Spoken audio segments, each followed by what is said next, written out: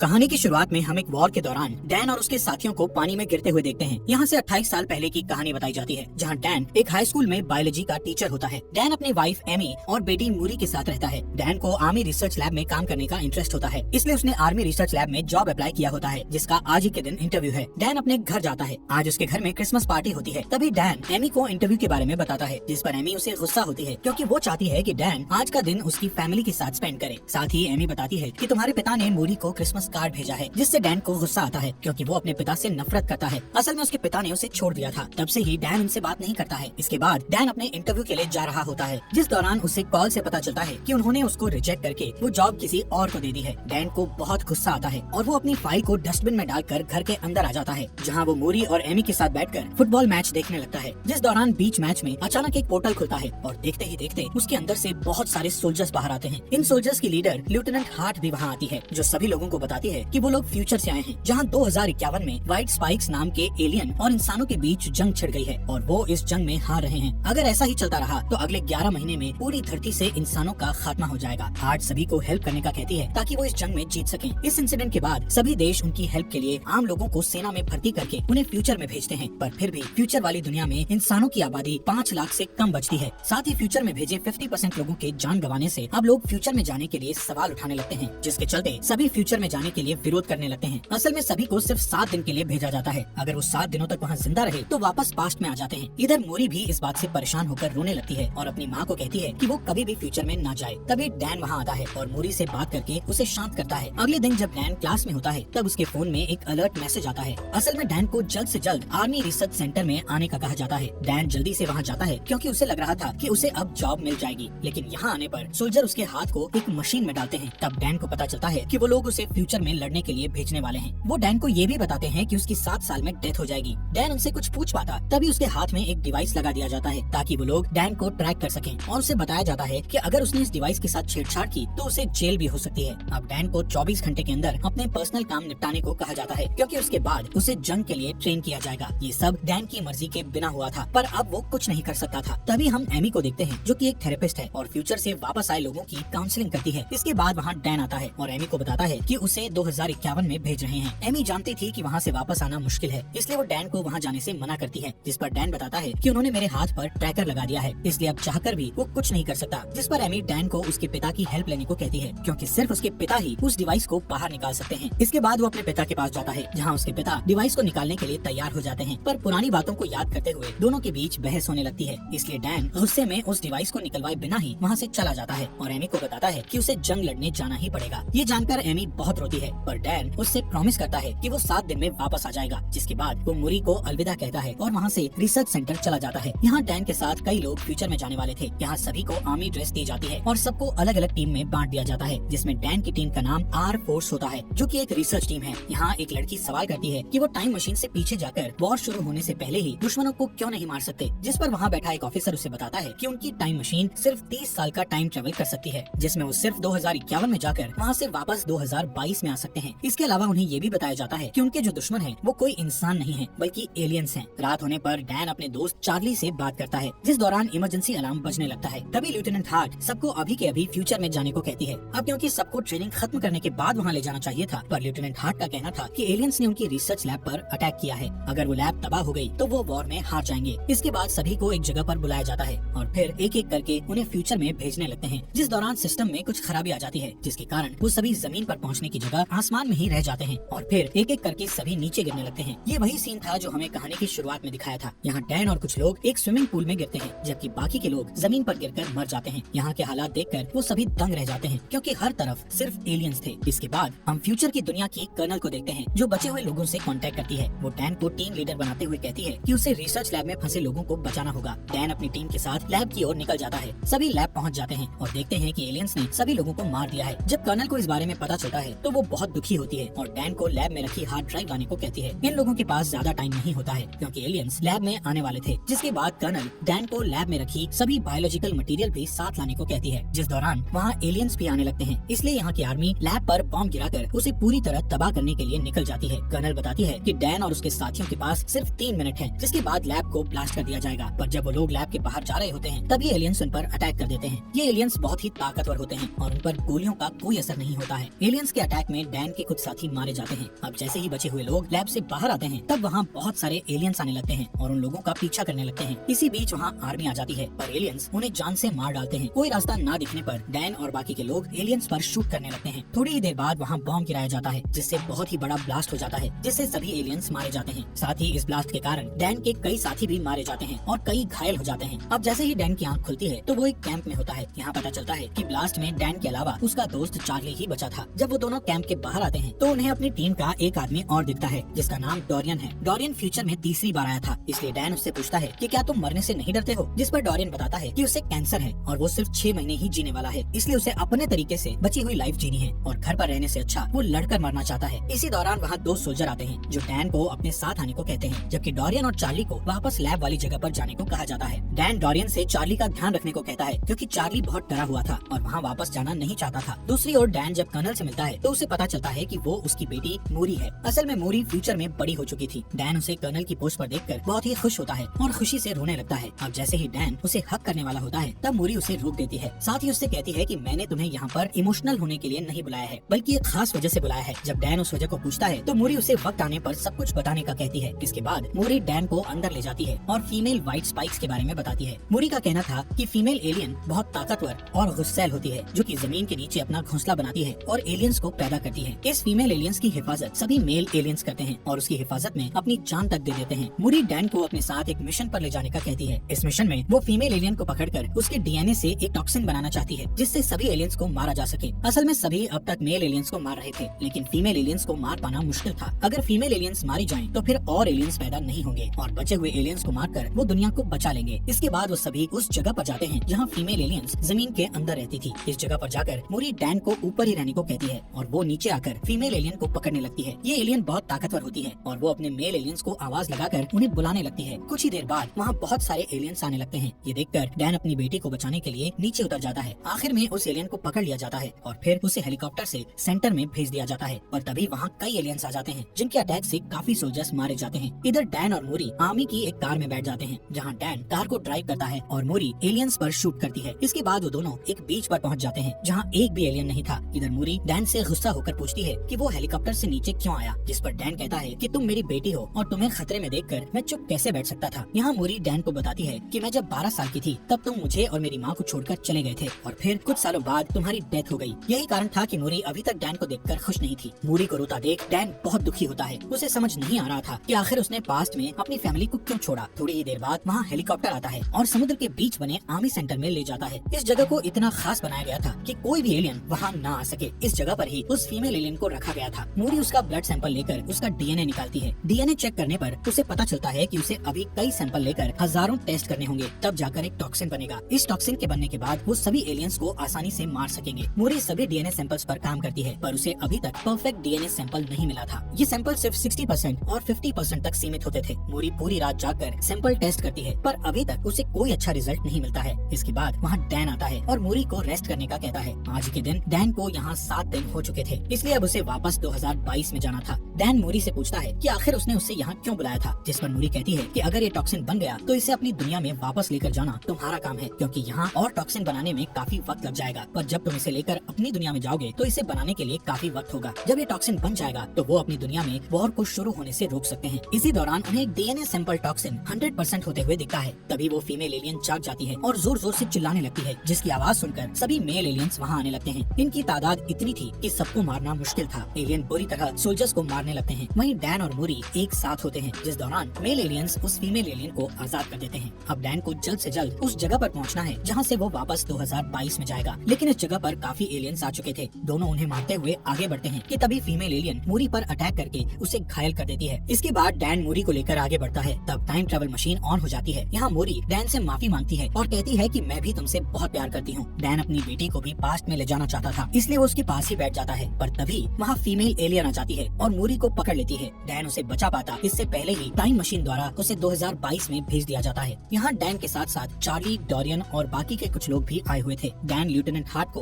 वो टॉक्सिन देता है और बड़ी मात्रा में बनाकर फ्यूचर में भेजने का कहता है, जिस पर लेफ्टिनेंट हार्ट बताती है कि अब जंप लिंक बंद हो गया है, यानी कि अब वो टाइम मशीन का यूज नहीं कर सकते हैं, इसलिए वो ये वॉर हार गए हैं। जिसके बाद डैन अपनी वाइफ से मिलता है। डैन फ्यूचर में मूरी की डेथ को लेकर बहुत दुखी था। जब वो घर आकर मूरी को देखता है तो उसे गले लगा लेता है और रात भर उसके रूम में ही बैठा रहता है। जिसके बाद एमी उसके पास आती है। तब डैन उसे फ्यूचर की मूरी के बारे में बताता है। अब डैन फ्यूचर में होने वाले वॉर को रोकने के लिए कुछ करने का सोचता है, इसलिए वो सबसे पहले डोरियन के पास जाता है और उससे एलियन का नेल मांगता है, जो कि डोरियन ने फ्यूचर में जाकर अपने पास रख लिया था। इसके बाद वो दोनों उस नेल को लेकर चार्ली के पास जाते हैं। चार्ली उस नेल पर रिसर्च करता है तो उन्हें पता चलता है कि उनके नेल्स पर ज्वालामुखी की राख लगी हुई है। चार्ली बताता है कि ये राख चाइना में फटे ज्वालामुखी की राख है। तब डैन कहता है कि लेफ्टिनेंट हार्ट ने बताया था एलियन का पहला हमला रशिया में हुआ था, फिर उनके नेल्स में चाइना की ज्वालामुखी की राख क्यों है। तभी डैन को उनका एक स्टूडेंट याद आता है जो कि ज्वालामुखी टॉपिक के बारे में बहुत कुछ जानता था, इसलिए वो तीनों उसके पास जाते हैं, जहाँ स्टूडेंट बताता है कि आज से 1000 साल पहले चाइना में ज्वालामुखी फटा था, जिसकी लहरें रशिया तक भी पहुँच गई थी और फिर वो राख में बदलकर वहीं पर जम गई थी। फिर कुछ समय बीतने के बाद वो जगह बर्फ से ढक गई। ये सब जानने के बाद वो समझ जाते हैं कि जरूर कोई एलियन शिप वहाँ आई होगी और फिर बर्फ ढकने के कारण वो वहीं दब गए होंगे, जो कि 2051 में बर्फ पिघलने के बाद धरती के ऊपर आ गए। इसके बाद डैन और चार्ली डिफेंस ऑफ सिक्योरिटी के पास जाकर उन्हें सारी थ्योरी बताते हैं और रशिया जाकर सभी एलियंस को वॉर के पहले ही मारने को कहते हैं, लेकिन वो उन दोनों की थ्योरी पर यकीन नहीं करता है, इसलिए उनका साथ देने से मना कर देता है। इसलिए वो तीनों खुद ही वहाँ जाकर उन एलियंस को मारने का सोचते हैं। अब डैन अपने पिता से हेल्प मांगने के लिए जाता है क्योंकि उनके पास प्लेन था। डैन अपने पिता को सारी बात बताता है और कहता है कि उसे एलियंस को मारने के लिए रशिया के ग्लेशियर आइलैंड पर जाना होगा, जिसके लिए उसे उनके प्लेन और एक पायलट की जरूरत है। डैन के पिता उसकी बात मान जाते हैं और साथ चलने के लिए रेडी हो जाते हैं। इसके अलावा डैन लेफ्टिनेंट हार्ट की मदद से बहुत सारा टॉक्सिन बनवा चुका था, जिसे लेकर वो रशिया चले जाते हैं। यहाँ डैन अपने साथ एक टीम लेकर गया हुआ था। वो सभी ग्लेशियर आइलैंड के ऊपर पहुँच जाते हैं और एक ब्लास्ट करके जमीन के नीचे जाते हैं, जहाँ उन्हें एक एलियन शिप दिखाई देती है जो कि काफी टाइम पहले क्रैश हो गई थी। वो अंदर जाकर देखते हैं तो उन्हें एलियंस की डेड बॉडीज दिखती हैं। यहाँ उन्हें पता चलता है कि कुछ एलियंस अपने आप को जिंदा रखने के लिए सो रहे हैं, जिसके बाद वो अभी टॉक्सिन से उन एलियंस को मारने लगते हैं, जिस दौरान फीमेल एलियन जाग जाती है और उन सब पर हमला कर देती है। तब डोरियन सबको शिप से बाहर जाने का कहकर शिप को ब्लास्ट करके सब कुछ खत्म करने का कहता है। इसके बाद वो सभी एलियंस एक एक करके बाहर आने लगते हैं, जिन्हें डैन के पिता शूट करके मारते हैं, लेकिन ज्यादा एलियन होने के कारण डोरियन को शिप ब्लास्ट करनी पड़ती है, जिससे डोरियन की भी डेथ हो जाती है। यहाँ सिर्फ चार्ली, डैन और उसके पिता ही बचे थे। डैन के पिता बताते हैं कि एक एलियन यहाँ से भाग गया है। अब दोनों उसे ढूंढते हैं और चालाकी से उस पर शूट करते हैं। ये वही फीमेल एलियन होती है जो कि बहुत ताकतवर है और उसे आसानी से मार पाना बहुत मुश्किल है। तभी वो वहाँ से भागकर छुप जाती है और डैन पर अटैक करती है। ये देख डैन के पिता उस पर अटैक करके डैन को बचाते हैं, पर थोड़ी देर बाद वो डैन के पिता पर अटैक करती है। तब डैन जल्दी से उठकर उस एलियन को जान से मार देता है। इसके बाद डैन अपने घर आ जाता है और उसके साथ उसके पिता भी होते हैं। अब डैन डिसाइड करता है कि वो ऐसी कोई गलती नहीं करेगा जिससे उसका परिवार बिखर जाए, और इसी के साथ ये मूवी यहीं पर खत्म हो जाती है। दोस्तों, आपका दिल से शुक्रिया हमारे चैनल को सब्सक्राइब करने के लिए।